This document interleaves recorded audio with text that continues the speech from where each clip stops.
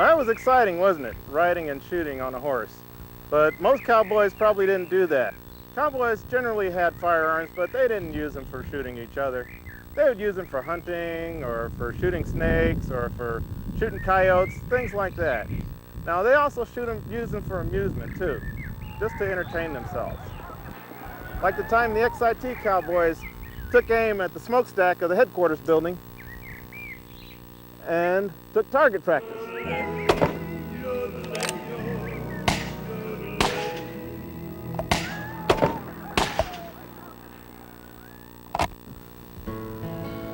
Let's show you how these guys really live.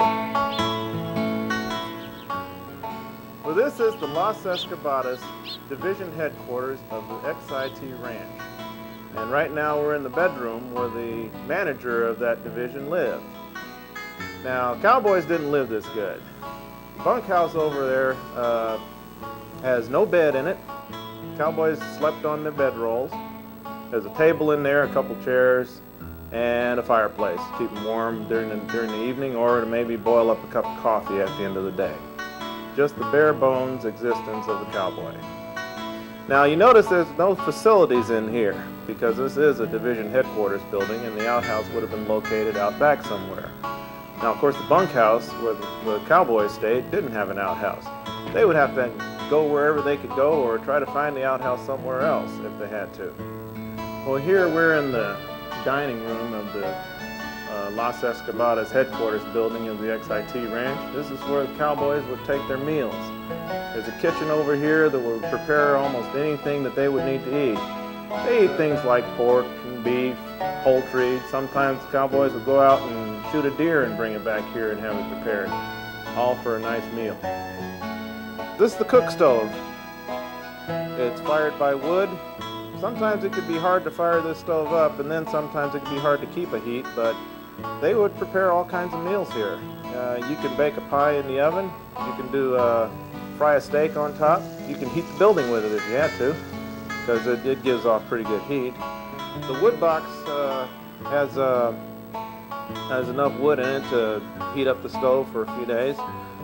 Sometimes when wood wasn't available, you'd have to go out and find buffalo chips or cow chips, which is dried cow dung, and you'd put that in there and it will burn pretty hot because it's just dry grass. Kitchen also had a butter churn. Butter churn was used for making butter, and the butter was used in baking or dressing up a piece of bread or whatever else you need butter for. If they needed butter, they had it. Now, out on the range, you didn't necessarily have a place like this. Cowboys would eat from a chuck wagon. The cook of the chuck wagon would be able to prepare almost anything that they would need to eat, and it was all done over an open fire. You had pies that could be made in a Dutch oven. You could roast a duck on a spit. You could make steaks. You could do anything you wanted. Chuck wagon cook was one of the best cooks around because these people really knew what they were doing. You could make a meal out of anything, and it would taste really good. Well, after supper, sitting around a fire, cowboys would try to entertain themselves by telling stories, playing music, especially playing music. A lot of cowboys were pretty good musicians. You had guitars, you had fiddles, you had Jew's harps, and a lot of the other boys were real good at telling stories. Tall tales were real common around the chuck wagon fire. And sometimes you'd go off late into the night telling stories, and just tell stories until you fall asleep. So, who were these cowboys anyway? Well, a lot of them were Hispanic, trained in the Mexican and Spanish tradition of ranching that's been going on for several hundred years. Some of them were Asian, who came over to California to work the gold mines and build the railroads and then became cowhands. Some of them were women, especially on small ranches where you got a family operation. Everybody did the same work. A good many of them were African American.